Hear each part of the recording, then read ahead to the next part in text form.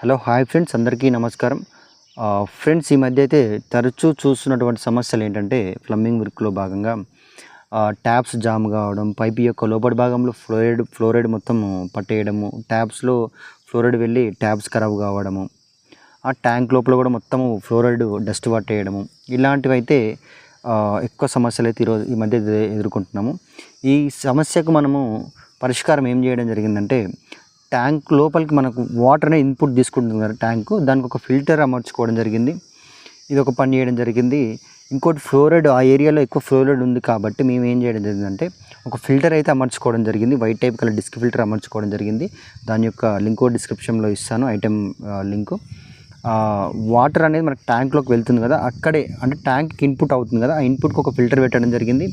అదేవిధంగా చేయాల్సిన పని ఏంటంటే 1.5 మంత్కి 2 మంత్స్కి ఖచ్చితంగా వాటర్ స్టోరేజ్ సంపు, పైన ట్యాంక్ రెండు